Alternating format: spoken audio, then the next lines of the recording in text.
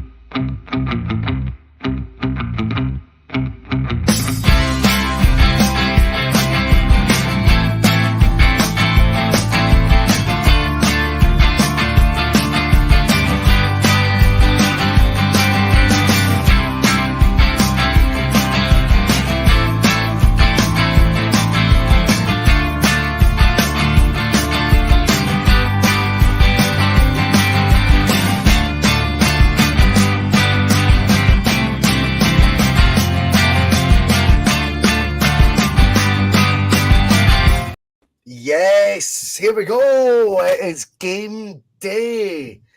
Just testing the mic, guys. We'll get all that patter sorted later, I'm sure. Welcome aboard the Boise bus. It is a trip to Mordor.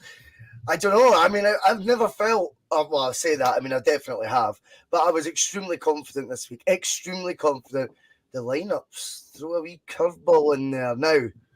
One of them, I don't kid on him, ITK, Nostradamus, any of that bullshit. But I did think there was a good chance Alistair Johnston would get the nod. He did. Mm-hmm. I definitely thought Jota would be back in the team. If he wasn't in the team, it would be Maeda. Maeda does play, but Jota doesn't. In comes James Forrest. Very interesting. So we're going to talk about all that. We'll get the vibe from everyone in the live chat as well, and find out how everyone's feeling about the game, and a couple of wee takeaways for you guys as to the importance of today and what this fixture kingdom means in general. Before we do that, all that good stuff. If you've not hit the subscribe button, hit it the new. If you're one of the 92 watching live already, the class of 92, if you will, hit that like button. If you are in the live chat, keep it lively. I'm up for it today. It's, these games don't come around all the time, so definitely let's get it lively in the chat. Keep it, relatively okay. Although I know emotions can get carried away. And this morning, I would just like to say Johnny Logan's back, all the way from Jamaica. How was that, Johnny? Straight off the plane and onto the bus? Say again? Straight off the plane and onto the bus? Pretty much, yeah. Pretty much. Second bus I've been on this morning. Bus from the plane back to the terminal, then straight home, get to the shops, get some stuff done, get in here, say I'm all sorted out in time. Let's jump on the real bus. When he says get some stuff done, he means he just got to create a Stella, doesn't he, Phil, on the way to the... That's what he means, which is absolutely fair. But dedication to the cause. He said to me before we came on the other, he's been awake now for about 28 hours straight or something like that, Johnny. So dedication to the cause, mate. Fair play. Oh yeah. But also, like I was saying to you, I put the Stella in the fridge. I thought by the time the game kicks off, I'll wait till it actually kicks off before we get a game, before we get a beer out. Then I seen the team line up, and I thought, fuck it, let's get the Stella out now. So it's not quite chilled enough yet, but it's going to help soothe the nerves a little bit, hopefully. Aye, indeed. Hopefully we'll get you through it, man. But as Russell says, we'll be going through the lineup as part of it, because it has taken many of us by surprise. A couple of the decisions in there. Probably the first one I guess we'll go to right away is the big concern in the run up to the game was obviously the right back position, because obviously Ralston went off injured against St Johnstone. A lot of people were saying, no, not against Johnstone, against Livingston, and Hattati was in against St Johnstone at right back. And we speculated who was going to start there. Was going to keep Hattati there, moving back into the middle? Was Johnstone going to get the nod? And was Juranovic going to come back in? Because obviously this week the club have put out quite a lot of, as I said the other night, a lot of Juranovic propaganda, a lot of interviews on their Twitter feed, like, oh, look who's back in training, guys. It's Josip Juranovic, letting everybody know that he's here. You know, that third place playoff winner. He's here and he's back at the club. So you thought, oh, maybe it is Juranovic that's going to get the nods. But no, Alistair Johnson, he is in for his debut. Sometimes it can be a good thing, just throwing somebody in. We've seen it before in this fixture. Juninho, for example, who we've talked about before, it was probably the one good game that he had in a Celtic shirt. It was his best game, but you just throw him in there. There's not really much time to think about it. And they could end up having a blinder. Of course, it could. I accept it could also go the other way. But let's try and keep it positive. Let's try and keep leaning towards the positive side. Yeah. I agree. I think you could. And the thing is with Ange and the team selections, I've kind of learned over the last 18 months when it comes to trying to second guess them and try to, not that you think you know better, but I think Ange, some of the times that I've questioned it, where I've been like, I wouldn't have done that, it usually, ends up being the right call. So I'm very much like, let's just see what happens with it. I'm very much on the fence right now, looking at it like, do you know what? Let's just see how it goes. I trust what the big man's doing, so let's see how this ends up. Definitely. I think the Johnston one, we need to remember it's not as well like how it normally is, Johnny, with a player who's just officially joined yesterday, been thrown into the team, Johnny. He's been at the club 3-4 weeks now. He's had loads of time to settle in. Do you know what I mean? This isn't actually as sort of shocking as it might seem at first. He's been training with this team 3 to 4 weeks. He was fresh out of World Cup. He's match fit. He's now actually up to speed with Angie's methods, or to a point anyway. And I don't think it's as high risk as it looks. And I certainly think Celtic, when they know they're going to get money that they, in the wildest dreams couldn't have predicted when they signed Juranovic a year ago, they had to protect that investment. Or that potential investment they're going to get in the club. And it's no surprise to me to see Johnston come in. Yeah, I think you're probably right. It's not like a Carl Starfelt situation where he just basically landed one day and was practically playing the next day. Exactly. I think we're going to find out very quickly. Obviously, like you said, he's been there for 3-4 weeks now. He's been training. Ange has been seeing him, and he's obviously done enough to impress Ange, or to think at least, I'm not worried or concerned about throwing the guy in. And I suppose throwing him in today's game, we're going to see very quickly what Johnson's got about him, because I think Rangers will look at it and think, right, let's have a go at him and let's see how, not how good a player he is necessarily, but see how he settles into this atmosphere. Because I'd be willing to bet he's not played in a game like this before, or the intensity. And I know we've got this 9-point cushion, but I'd love it to have gone to 12 today. That's not saying it won't. But when you talk about Ange's team selections there, Phil, I might wear the Ange jumper when I'm on here, and I might wear it when I'm watching the games, and that's as close as I'm ever going to get to getting what a team that Ange is going to put out. That's as close as I'll ever be to Ange. Oh, you just said that, Russell. Don't know why I'm on mute. Oh, no, you're back now. That are guessing what he's having for his dinner. That's the two things that I don't like to try and guess, mate.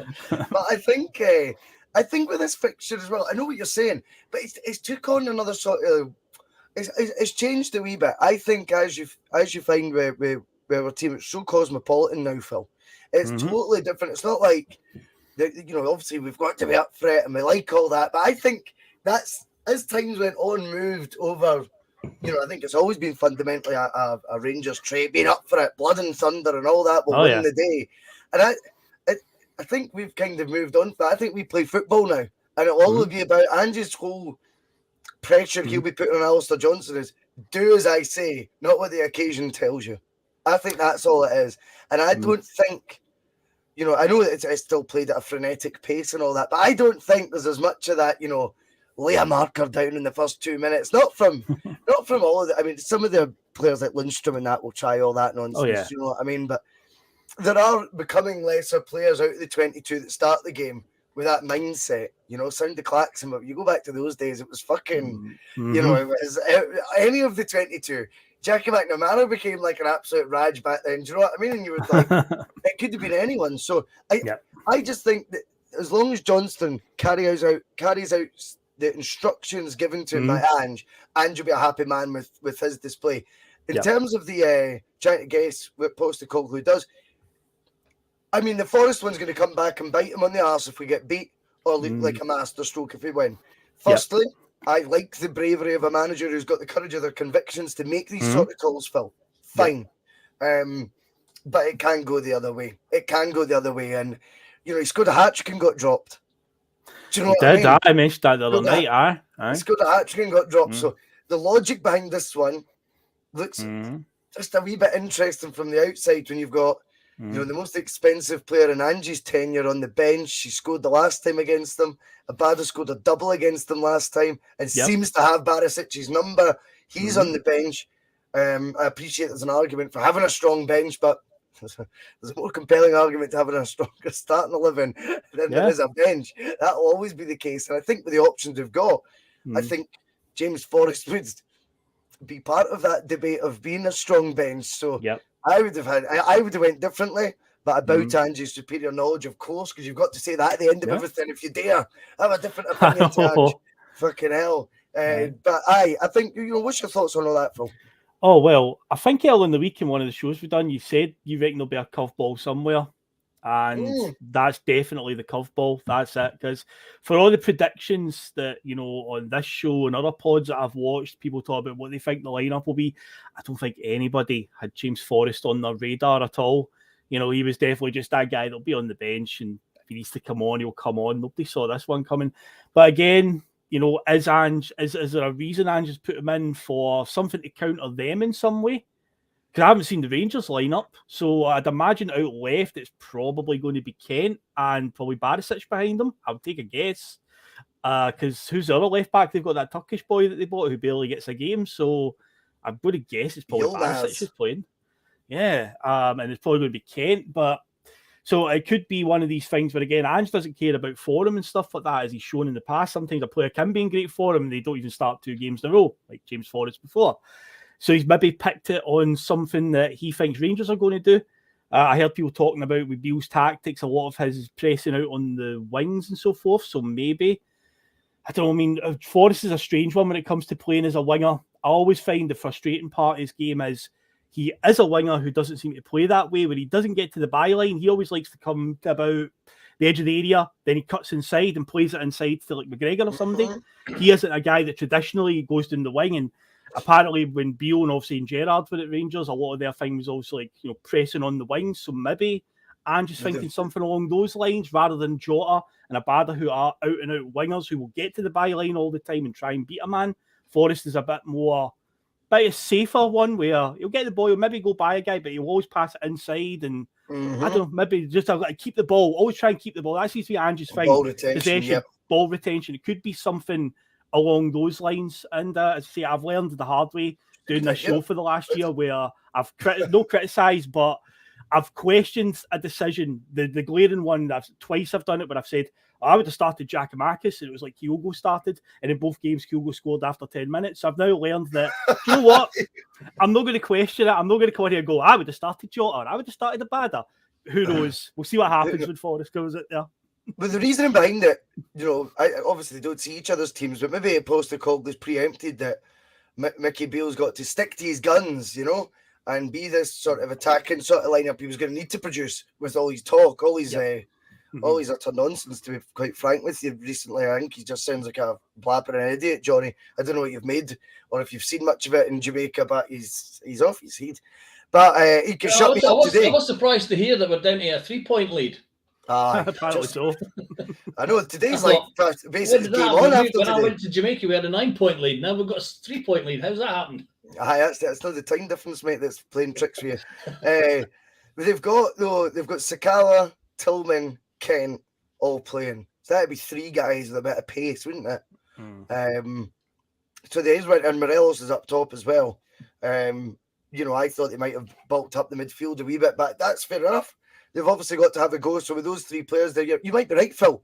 Maybe the James Forrest inclusion is for the maybe the less risk taken and the better ball retention. I totally get that. Johnny, it's all about if you ride that first 10 minutes, right? And we can come out the traps, by the way, as well. Let's not get that fucking wrong. If they come out and they hesitate at all, we'll know what Celtic do. It's like a steam train. So whilst we've seen in the past Rangers at Ibrox, they definitely like to try and have that first 10 minutes. Once we ride that out, we've got the better ball players. There's no two ways about it. We've went for the midfield three that I wanted. There was a lot of talk about Moy, and it's not because, I just can't back down and I wouldn't have Moy in the team.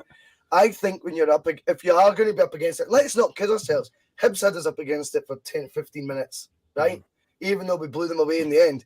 And Moy didn't like that part of the game. He didn't shine in that part of the game. And I think if you've got a preferred midfield three that I've played the vast majority, Johnny, and O'Reilly, Hatate, and McGregor, they play. And I'm happy with that one. Oh, yeah. I put down my predicted team on the group earlier on, and them three were in. I didn't have Forrest in it. I didn't have Johnson in it. I can understand why we're not playing Juranovic. I do believe that you should play, if you've not got your best players available, then you go with your tried and trusted in a game like this, because we can talk about a 9-point lead all we want 12. We don't want to give them any kind of foothold or anything for them, a little chink of light for them to look at. We want this game done today. We want a 12-point gap. So I was thinking, well, we'll go with JJ, and I know Mark Kearney's probably throwing things at his telly right now if he's watching this with me saying this, but I'd have played JJ because of the fullbacks we've got available. He's the one that we know something of. We know what he's got, what he can do. I don't know what Johnson can do. Didn't see much of him in the World Cup at all, if I'm being honest. But I had that three in my lineup. I think he's playing Maeda because he knows that Rangers are going to have to come at us, and there's going to be space for Maeda to go into, which is the reason he said he took him off against Aberdeen, because there was nowhere for him to go. So I think that's why he's got Maeda. I didn't have Maeda in my team either. I do like him. I want him to be the player that we thought he was going to be when we signed him. My take with Maeda is he got off to too good a start. He scored in 5 minutes on his debut, and we're thinking we've got a real player in our hands here, and he's not quite lived up to that. David's convinced he's got a hat-trick coming sometime soon. Hopefully he gets it today. Do you know what, though? Let's talk about Maeda, because he was the one that I thought might get sacrificed, but he is the one that's in form, as we can tell. Not every decision Ange makes is based on form. Live chat, who were all picking on me for that the other night when we were debating this, they were all saying, it goes on form, boys. Say, well, Maeda might be on form, James Forrest isn't form. So that blows that argument out of the water next time we're trying to predict a team. But I think with Maeda, Phil, he does come into this and, having a purple patch. I mean, at the end of the day, I know there was the ridiculous diving header with the ball a foot off the deck. And then there was the diving header that was harder to miss and he hits the bar. But then there was just this moment of genius. And undeniably, scoring at a World Cup from Maeda will have given him, a hell of a confidence boost. He goes into this, mate, in a great place, I think. We have seen him go into this fixture before, where we thought he's going to terrorise them. Remember the home game that we drew 1-1? And there was a lot of, because I think the Rangers not went to extra time on the Thursday before that Sunday. And then there was a lot of memes going out. And it was it's because I'm reading the bottom there. It was Maeda, sort of winking at the camera. Yeah. Because they thought he's going to run them ragged, and he did fuck all. So today, though, hopefully, we see Maeda in that place. My worry is, and this is me just having balance in the argument, because I've just said the positives of Maeda. But my concern will be, we now see a repeat of what we've seen in the Champions League. Kyogo and Maeda between them missing a bulk of chances, and it's not quite, because the opposition, whether we like it or not, are better today. Opposition FC, whatever that was. They are better today than the other teams in the league, whether we want to admit that or not. We won't maybe create 33 chances, Phil, right? Yeah. So we're going to need to have a wee bit more of a killer instinct in front of goal. Yeah. Kyogo Maeda Didn't get a goal between them in the Champions League, but did have some misses. Let's be quite clear on that. Oh, yes. And we he did. don't want to see a repeat of that. But I suppose the positive way to look at it is this is their chance to show they've learned. They've learned from that experience, and it's now going to be a more ruthless edge we see to them. The key for both of them, and it's been a trait that they've shown since they've joined, they're going to have to, today's the day to find it, is composure. That is the key word, composure, because the two of them have got it in them, but I find at times they're too frantic. They'll snatch at shots, and that's one of the reasons why they do miss so many chances. Today is a day where if a ball zips across the box, Kyogo's got to, interpret it. If he doesn't get to it and it comes to the back post and Maeda's running onto it, he can't snatch at it. He needs to be clinical. This is a day to take the chances, because unlike if you're playing somebody like, say, a Dundee United or a St Johnstone or whatever, where chances will keep coming, today's one of those days where you don't know where the next chance is going to come from. So it's one of those ones where we have to make sure that we take them, and composure is going to be key. And also, I think Maeda's probably in there as well, just to try and counter Tavernier, because he is one of their better weapons on the park when he gets forward and puts crosses into the box. Somebody with the pace of Maeda to close him down. Hopefully that shuts him down. But again, going back to the composure thing, something that you see Maeda do a lot, not just in front of goal, is you see him sometimes run down the wing, and instead that he's got plenty of space to run into to maybe pick when he's going to cross it, or get a really eye up the situation when he's going to cross the ball in. Sometimes he just tries to get the cross away so quickly, balloons it away to the back post, and goes out for a goal kick. Today's not a day for that. Again, it's all going to come down to composure. If he does win the ball off Tavernier and gets in behind, he's got to pick his spot wisely here, because again, it's going to come down to chances are going to be at a premium. He's got to be clinical in his delivery in front of goal and into the box, whatever. Everything has to be right today. It's got to. So today's the day to do it. If you want, I said the other day, Maeda Monday. Could it be like I had Samaras Sunday in 2011? Could it be Maeda Monday? Oh, you've got that coin, Phil. You need to get that copyright, big man. Get the newspapers phoning you. And you demanded a fee, mate, if they use that as their headline. True. Just another Maeda Monday. Belly's came in with a £5 tip. Nice one, Belly. Thank you very much, mate. Happy New Year, everyone, as well. By this first show of the year, there's 215 live. Whack that like button. Because we are going to be watching the game today, not on the channel. We'll be going our separate ways, and then we'll be recongregating at the end, and you'll get the judges on, the face of PMP, Terry Robb is on. It's going to be great fun this afternoon as well, and hopefully it's celebrating 3 points. Johnny, they say form goes out the window with this fixture and all the fucking cliche bullshit, right? I think there's another elephant in the room we need to talk about first, and we forecast this a long time ago. Is this derby going to be defined by not a player, but a 3-letter word, VAR? Is that going to come at the forefront today and be all we're talking about on post-match, pish? Hopefully not, but you just know it's going to. One way or the other, you just know it's going to. It's either going to be, are they going to get a dodgy penalty, or are we going to get a Stonewall penalty turned down? Even with the VAR, are we going to get an offside goal against us? It's going to play its part somewhere. And although Angie's talking about he doesn't, there's going to be one of these ones where they're going to take 3 or 4 minutes to make a decision on something. I think it's inevitable in a game of this magnitude, because, well, I was going to say the referees won't want to make a mistake, but it's never stopped them in the past. But it's inevitable. I think we are definitely going to have a VAR controversy one way or the other. And I'd like to see if we do get one, we actually get one that goes in our favour, that helps us rather than goes against us. Well, I agree with that. I just think we need today to be trying to rise above it in one way, shape, or form. But I think the fact that Andrews alluded to it again yesterday, Phil, surprised me a wee bit, if I'm honest. I didn't expect him to mention it, but he has mentioned VAR and hoping for the consistency and all that sort of thing. And I think even then, if he's mentioning it, we've got to as well, because that tells you it's still playing a wee part in the manager's mind. And he is, to me, at times, he's got an incredible strength of mind where he can just rise above decisions that go against us. Oh, I don't care about that, mate. And, you know, I always find it fascinating, you know, when you go, fucking fair play.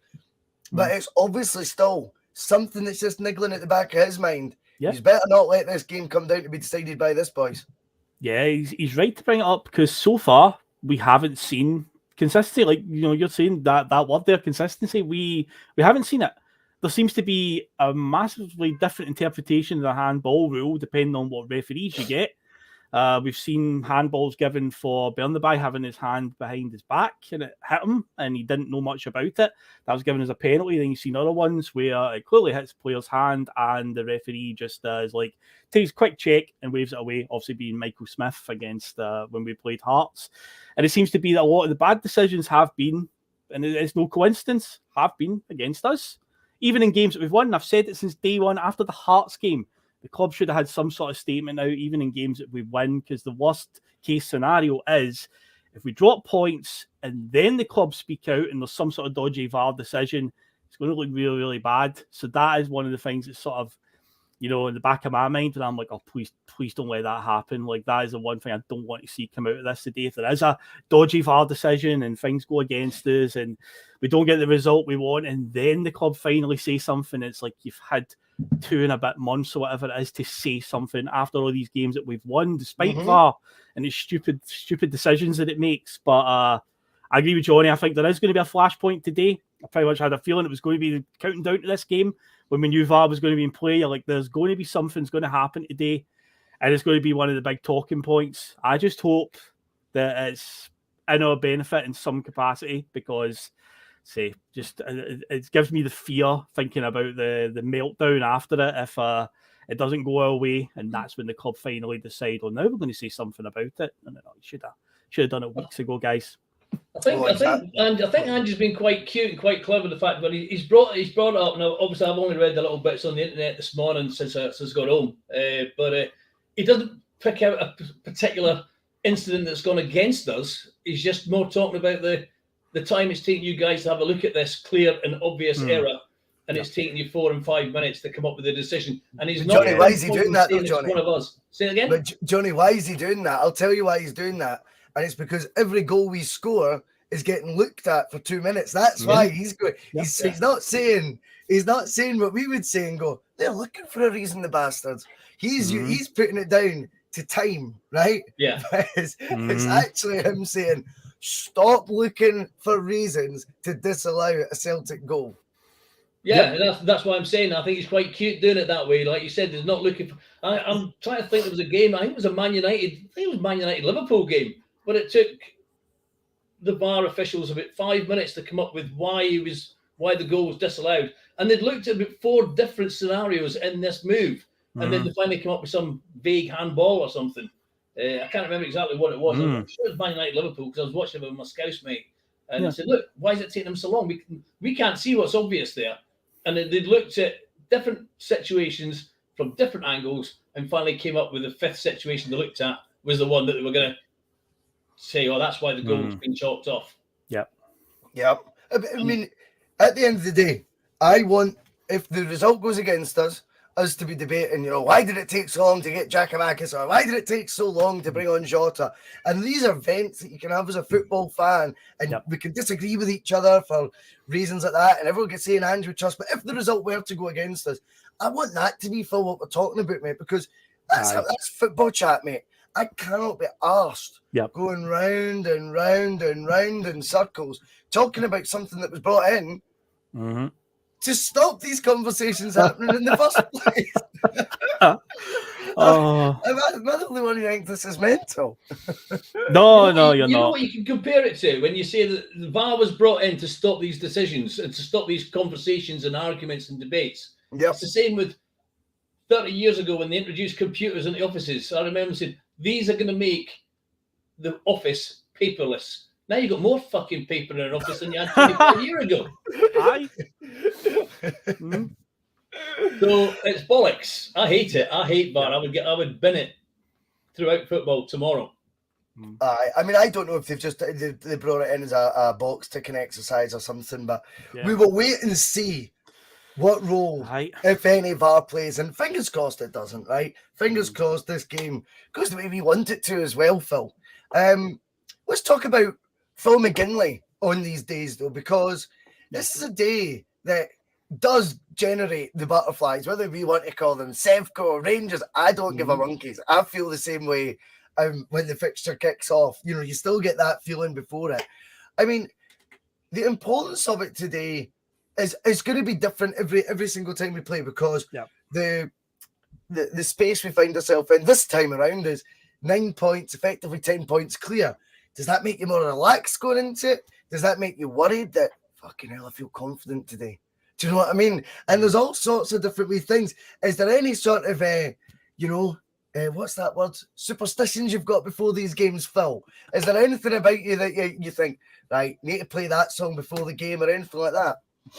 I don't think I can say on here what songs I'll be playing before the game because, I need to keep that one quiet. But I don't have many superstitions. But here's the thing: I'm really calm today. I'm calm about it. I'm fine because, again, I think the position we're in. I think win, lose or draw today. We're now in the January window is now open. We've got the financial muscle to flex here. If this is a blip, for instance, let's say we do have a bad day. It doesn't go away. We're in a position to strengthen our team and push on. And I think we're going into 2 home games next against Killie and St Mirren. And I think the run of fixtures up till the split is very much in favour of us. It's mostly home games for us. And the next time we play them will be at Celtic Park. So I'm quite confident. It'd be different if it was the 3-point gap that Michael Beale claimed it is, which it clearly isn't. I think 9 points is a good cushion. If it was to get reduced to 6, I think we've got a stronger squad. And now we've got a window open where we can further improve it, which we are actively doing, which is good to see. And I don't think they've got the muscle to trouble us. I don't think they can turn that around massively to get a squad that can challenge to the end of the season. So I'm feeling quite calm and, ready for it today, whatever happens. I've got a strange zen as well today, Johnny, and I'm not used to it, mate. I'm not used to it at all. Is this how you normally feel before these games? I'm normally quite confident and calm until about an hour or so before kickoff, and then I start shaking like a shitting dog. And to be honest with you, lads, if I don't start to feel nervous when the game's approaching and about to kick off, then I get more worried about it. In fact, one example was last season, semi-final. I was really confident all the way up right to the start of the game. I thought, we're going to do this. We are going to destroy them. And we didn't. And so you learn the lessons that way, I suppose. But yeah, I'm confident.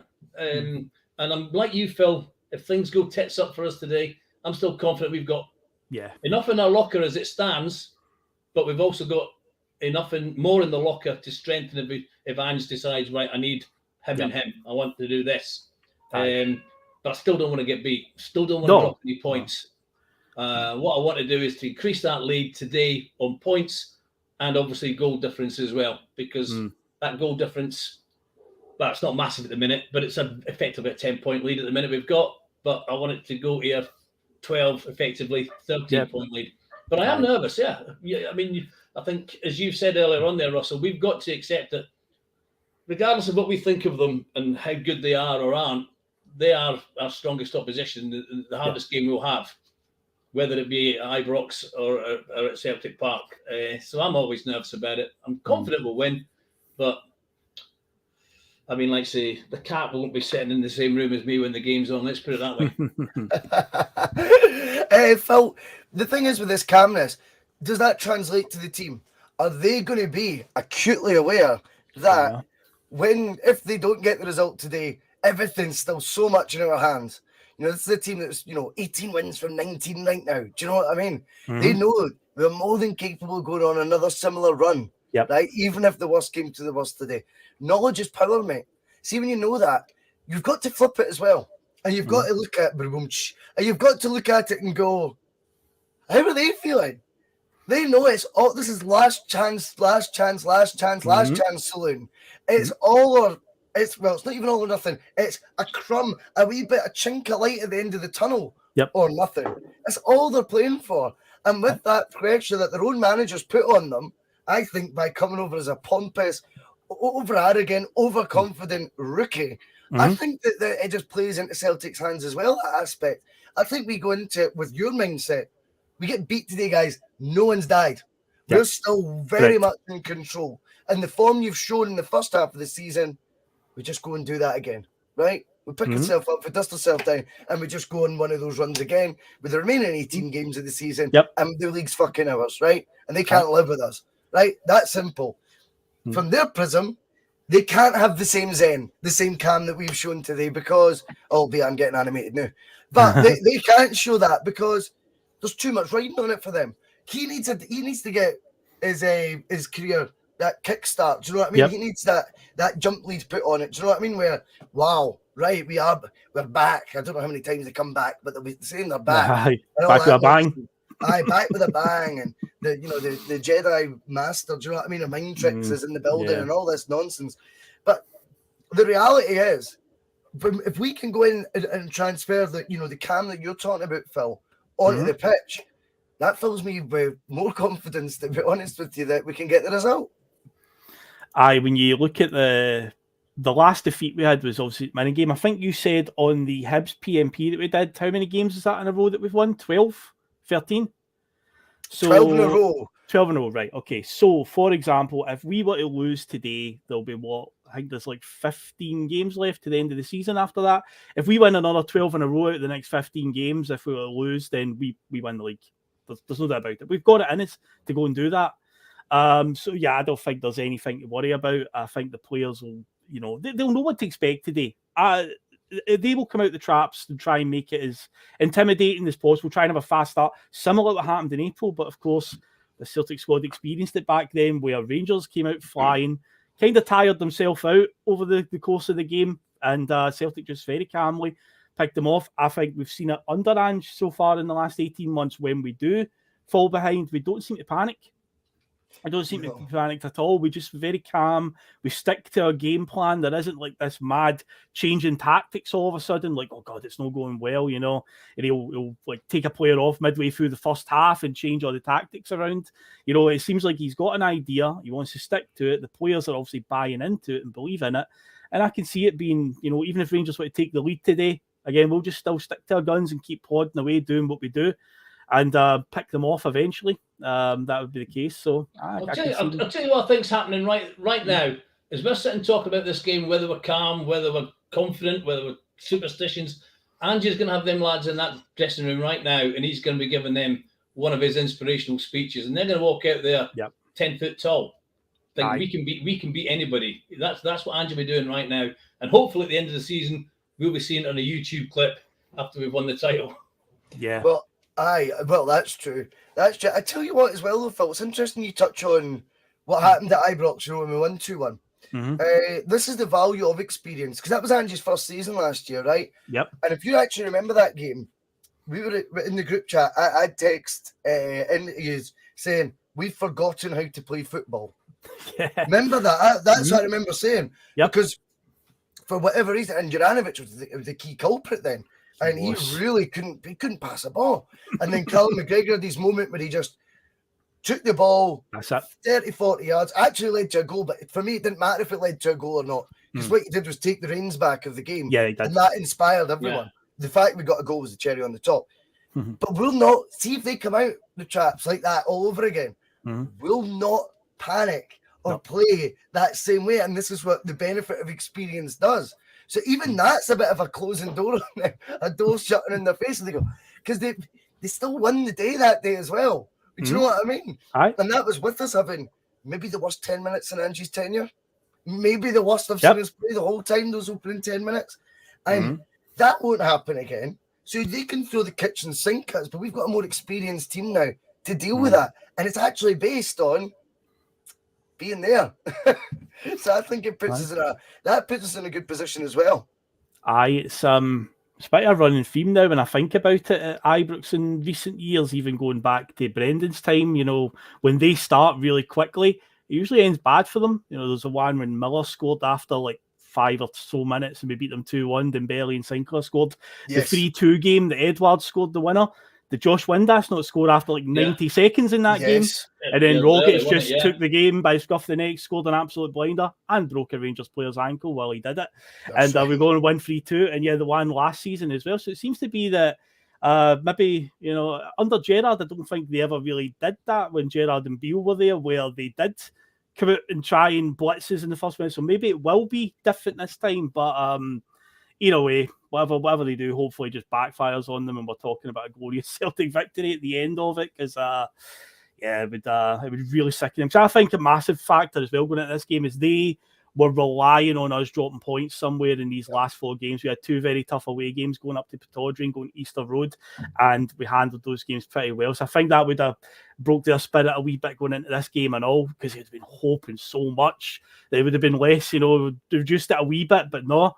We've still kept them at arm's length, 9 points. So, we're definitely in the strongest position here. And, hopefully we make the most of this here, because this is a game that they have to win and we don't have to win. And we've been in that scenario before at the end of last season. They won each game at the end of the season. The game was, even though that was a game that they said that Gio had Ange's number after it. And it's like, at the end of the day, you had to win that game and you didn't. So even if it was a draw of the day, I'm sure the media would spin it and be like, "Oh, he's figured Ange out. I mean, he's got to win it." So a draw wouldn't even matter. So, True. I totally agree with that. I think this is the thing. We can look at the lineup and maybe get a wee bit panicky, but I just feel that there's so many other factors that are in our favour right now. That let's stay positive here. This is going to go our way. Callum, I will not be doing the fan cam. Live, because it would just it's just going to attract madness, trolls left, right and centre, and fuck that. I'll be a shite bag, mate, and just watch it from the confines of the attic, the studio. The studio. It's a lair, actually. Marty boy, sadly not, mate. That's not on the other side of my bed, mate. Fucking Sunday morning, man. Come on. I'm not that good. No, nothing like that. But I just think right now there's so many factors going our way. I do agree.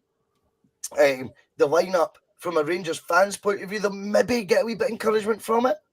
They'll maybe, Johnny, the fans' point of view, but it's not won or lost by fans on the park. It's all about what we do. And like I say, they could come out and start like a battering ram, but there's a desperation and a necessity for them to achieve something with any spells in the game they have. And believe you me, over the 90 minutes, I still think Celtic will have the bulk of the ball. So when they get their moments, and it may well be in the opening salvo in the opening 10 minutes, Johnny, that they have, it may well be the last 5 minutes of the first half for whatever reason. But in these wee spells, they have to take advantage. We don't, because we'll create chances. It's a guarantee. No, I think you're right, because when I seen the team, when somebody put it on the group chat and I looked at the team, my first reaction when I looked at them, so fucking what? And the Rangers supporters will be thinking exactly the same. They'll be thinking, oh, he's playing him and him.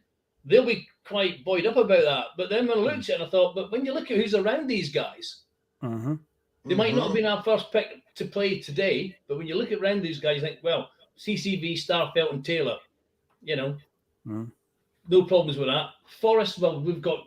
I mean, he's an experienced player. He's past his best by a long way. I would agree with that. He's still got a performance in him if he needs it. Yeah. And we've got other players around him: Kalmak, O'Reilly, Hitati, Maeda if he turns up, So we've got enough strength around what we would when I first looked at it. Thought, oh, I don't know if I like the look of that. But then when you look at who's around these guys as well, you think, well, but what Rangers supposed to look at, they think, oh, great, he's not playing, he's playing instead. But we've got enough strength in the other areas which they don't have. I mean, like say, you look at the Rangers team and you look at it and you think, well, we're better man for man than any of them. And so I think I was initially a bit disappointed. But give it a bit more thought, chatting with you lads on here and reading the comments, she's like, well, actually, it's not so bad at all. No, and I think Brown Warriors raised a good point. Maybe it's a yin and yang thing. Johnston's debut for Celtic's, has he made more appearances than Callum McGregor? I think he might have. He came into the first team before McGregor, a good few years before him, so I would say so. Anyway, so that's quite the polar opposite, and that might be there to help him out. Brown Warrior think he'll do the tracking back, but David Kelly, this is why we love the debate on the bus, because he says, except James Forrest won't track back. We've all seen Forrest hide in these games too many times, almost every time actually. He's not got the best record against Rangers, I think that's fair to say. Yeah. That right side is a massive concern for David. We're always going to be able to pick holes in certain aspects of it. One player though as well that I want to talk about at left back who comes in now. We were obviously having a debate, hypothetically, if Greg Taylor were to miss out again today. He's in the team. I can't tell you how much of a bonus that is and how surprised I am. From our first game of the season was, 31st of July? Yes, it was. 31st of July. Yep. And Greg Taylor's importance of being named in the starting lineup from that date to today's date, the 2nd of January, 4 months, is quite astonishing, Phil. It's quite astonishing, the significance of seeing Greg Taylor's name and the sort of, I didn't expect that to be happening when I seen, him in the lineup at the end of July. You never thought, fucking hell, imagine not having him in the team. That'd be a disaster. I'm delighted that Greg Taylor's past fit for today. Not only that, he's not a bad outside bet for a goal as well, True. Whereas he wasn't this time last year, but because he seems to be, he's got a bit more of not a shoot on sight policy, but he has more shots at goal than he ever used to do. So even if he doesn't actually directly score off a shot at goal, then there's a chance that somebody will get the rebound. That's true. A deflection even. So I was delighted to see that Taylor was playing. Yeah. Especially when you look at we brought in Bernabeu, remember? And you 3.5 million on an Argentinian left back. So you did. I thought at the time, back in the summer, I was like, what's one position we need to strengthen in? Left back. Because I thought, Greg Taylor, I was like, he's not going to be the long-term one. And you'll bring in somebody of his own, whether it's from the J League or whatever obscure league he goes to, and he spent 3.25 million on a player for Argentina. You're like, well, surely Bernabeu's coming in. That's his jersey now. No, not at all. And I think it's a massive tribute to how great Greg Taylor's been. He's pocketed whoever's been up against him in the fixtures against Rangers in 2022. The standout one being when that boy Diallo, who came with all this praise and all his highlight videos and stuff like that, played in that 3-0 game back in February, and Greg Taylor absolutely had him on toast the entire game. No problem at all. Yeah. So I find it funny the other day Sunderland fans are tweeting about how amazing Diallo is. And I'm like, Greg Taylor had this guy in his pocket, no bother at all. So it's like, it's a huge relief to see him there. And yeah. Connor Beggins says, great show, lads. Come on, this Celts. Nice one, Connor. Great to have you on the bus. And it's been over 200 live, basically, the whole show. We will wind it up there, but we are going to go down that dangerous road, Phil. I'll come to Johnny first. The man back from Jamaica. Back on the bus. Give us your prediction, Johnny. I'll go 2-0. 2-0. Phil McGinley. 2-0 was the score I was going to go for as well. So I'll just go for it as well and stick with that one, Johnny. I think we will concede. I see a repeat scoreline. I think it'll be 2-1 Celtic. 2-1. I think they will get a goal. I think we will have the odd nervy moment, but quality will shine through. Cream always rises to the top. Anyway, thank you for spending your Sunday morning with us, everyone in the chat. We really, really appreciate it. We will be back for some PMP. What are we doing? About 5-10 minutes after kick-off, the full time? Yeah, it's fine. I'll set the link up for you during the game then. I'll work out when full time's going to be, and the link will appear, guys. So come and join the PMP for afterwards. The PMP, definitely. Anyway, it is that time. Let's fucking have them. Let's go. His comments about me deliberately trying to cause controversy. Well, I work in the media now, and you've got someone sitting there next to you who's an embarrassment to the media profession. He's an apologist. He's a charlatan.